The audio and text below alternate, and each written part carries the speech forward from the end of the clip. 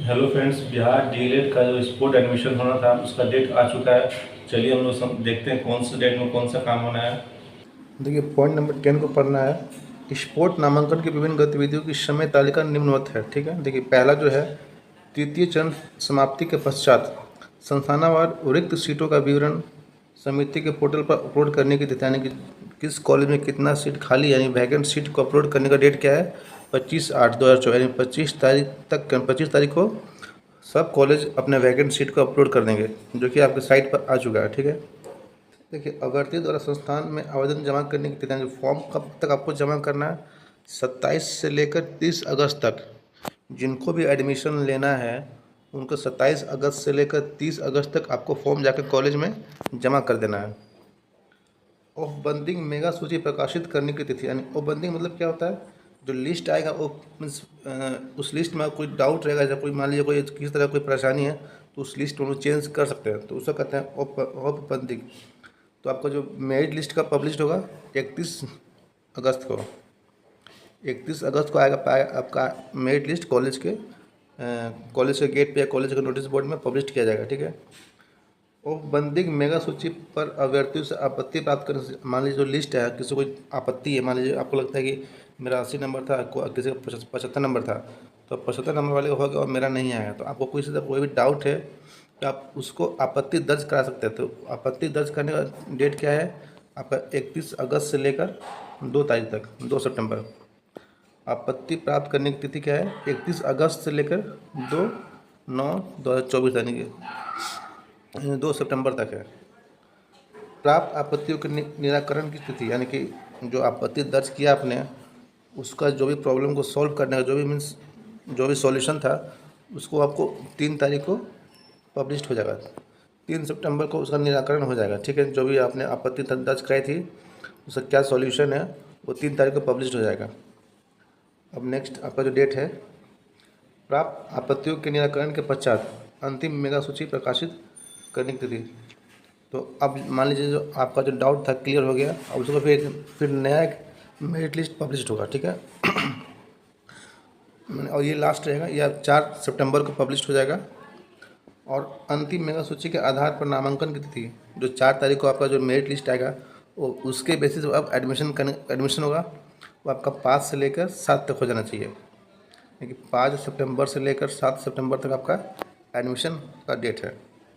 नामांकन के पश्चात समिति के पोर्टल पर आवेदन करने की तिथि, यानी कि मान लीजिए स्पोर्ट राउंड हो गया और स्पोर्ट राउंड होने के बाद कुछ सीट खाली रह गया, यानी कि पहला स्पोर्ट राउंड हो गया, इनकेस किसी कॉलेज में कुछ सीट 1-2 सीट खाली, चाहे 2-3 सीट खाली, 10 सीट खाली, जो भी जितना भी सीट खाली रहेगा उसको समिति के जो वेबसाइट है उसमें आप उसको अपडेट करने का जो डेट है वो 8 सितंबर का है।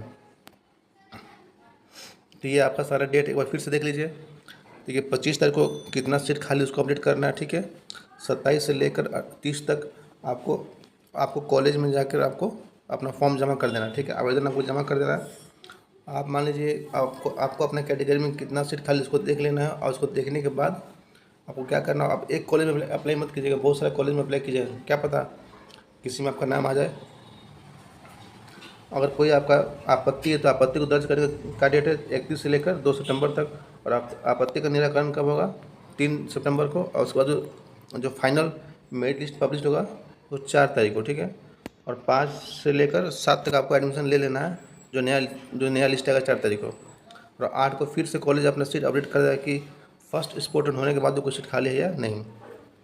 अब चलिए देखते हैं किसके लिए कौन कौन एलिजिबल है, कौन कौन स्पोर्ट एडमिशन पे भाग ले सकता है, कौन कौन फॉर्म फिल कर सकता है। तो यहाँ पे दिया हुआ है, एक सेकंड। अब हम लोग पढ़ेंगे पॉइंट नंबर 5 में क्या दिया नोटिस में आपका। सरकारी संस्थानों में स्पोर्ट नामांकन हेतु डीएलएड संयुक्त प्रवेश परीक्षा 2024 में उत्तीर्ण एवं विज्ञप्ति संख्या PR 236/2024 के वर्णित योग्यता पात्रता धारण करने के लिए विभिन्न श्रेणी के अभ्यर्थी पात्र होंगे। तो कौन कौन एलिजिबल है वो देखिए। पहला कौन है?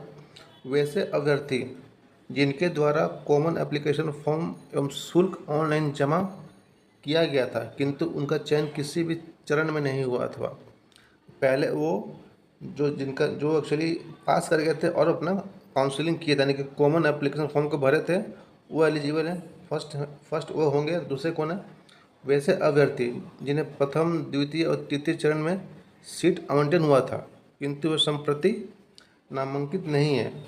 वैसे कैंडिडेट जिनका first, second, third merit list में नाम तो आया था, लेकिन आप ना किसी कारणवश आप कॉलेज दूर मिल रहा था, कोई भी कारण रहा हो, आप एडमिशन नहीं लिए थे, तो वो भी स्पोर्ट एडमिशन के लिए एलिजिबल, वो भी फॉर्म भर सकते हैं स्पोर्ट एडमिशन का। ठीक है, तो ये दो टाइप का जो कैंडिडेट है, ये आप दोनों एलिजिबल है स्पोर्ट एडमिशन के लिए। वो फिर से समझ लीजिए, कॉम में क्या है कि वैसे लोग जो पास हो गए थे, जिनका कट ऑफ पार था और काउंसलिंग का फॉर्म भरे थे और किसी भी लिस्ट में ना फर्स्ट, सेकंड, थर्ड किसी भी लिस्ट में नाम नहीं आया था, तो वो एलिजिबल हैं, वो जाके अपना फॉर्म भर सकते हैं। दूसरे जिनका फर्स्ट, सेकंड, थर्ड किसी भी राउंड में लिस्ट आया था, लेकिन नाम आने के बावजूद भी वो अपना एडमिशन नहीं लिए थे, वो भी स्पोर्ट एडमिशन के लिए एलिजिबल हैं, वो भी अपना फॉर्म भर सकते हैं।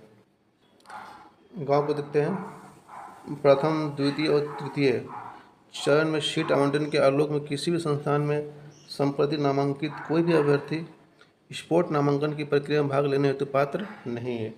यानी कि जिनका नाम first, second, third merit list में आया था और उनका एडमिशन हो गया है, वो अब स्पोर्ट एडमिशन में भाग नहीं ले सकते हैं, वो एलिजिबल नहीं है, नॉट एलिजिबल जो एडमिशन ले चुके हैं स्पोर्ट राउंड के लिए। ठीक है, इस बात को ध्यान रखिए।